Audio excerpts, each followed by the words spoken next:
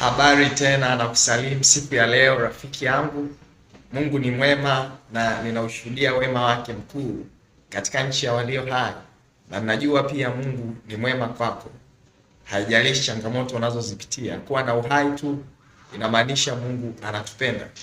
Leo ningeendelea tena kutoa msisitizo kwamba Yesu Kristo anatoa msamaha, lakini ningetamani sasa tuone, baada ya wiki kadhaa kuona msamaha anaotoa Yesu, ningetamani tuanze kuona vikwazo vinavyotusababisha kutokupokea msamaha.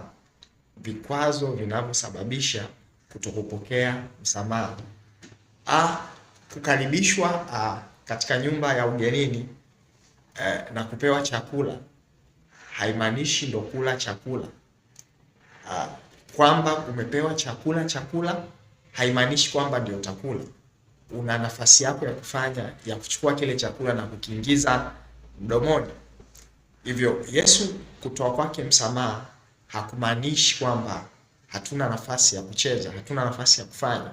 Ipo nafasi tunayoweza kuifanya itakayotusaidia kupokea msamaha. Lakini pamoja na hayo yote, kuna vikwazo vinavyosababisha watu wengi kutokupokea msamaha. Nimekuwa missionary katika maeneo ya Pwani na maeneo ambayo yanaizunguka Dar es Salaam.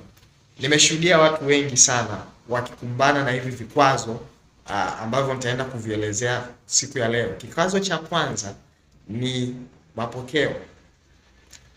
Watu wengi wanaishi kwenye mapokeo walioambiwa. Watu wengi hawataki kujua ukweli, wanataka kushikilia mapokeo waliopewa na viongozi wao wa dini, mapokeo waliopewa na mababu zao na wazazi wao, na hata wakipewa ukweli hawausikilizi mapokeo. Kwa mfano, kuna wengi niliokutana nao ambao wanaamini kwamba msamaha wa dhambi zao wataupata kwa padri au wataupata kwa kiongozi wa kiroho.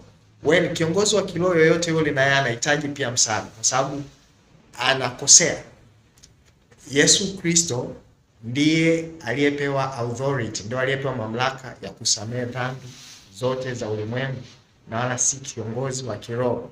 Kwa kuna mwingine unamwambia kwa habari ya kupokea msamaha Yesu Kristo, anakuambia mimi nitaenda kuombewa na padri, mimi nitaenda kuombewa na kiongozi wa kiroho.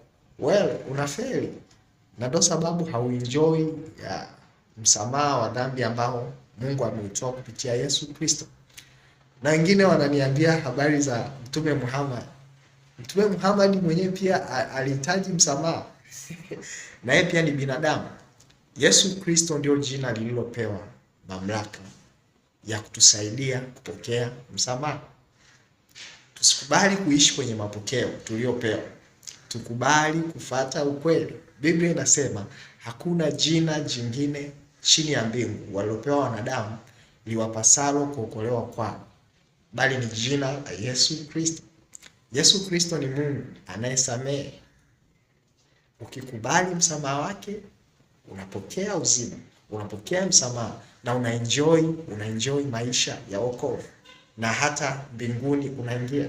Wapo watu wengi sana ambao tunaweza tukafikiria ni waokozi, wanaweza kutusaidia, lakini nao pia walihitaji msamaha wa Yesu Kristo.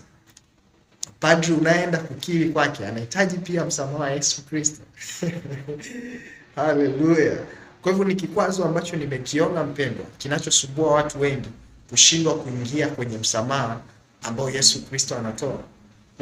Achana na mapokeo, fuata ukweli ili uenjoy maisha ya msamaha ya wokovu anayoyatoa Mungu katika jina la Yesu.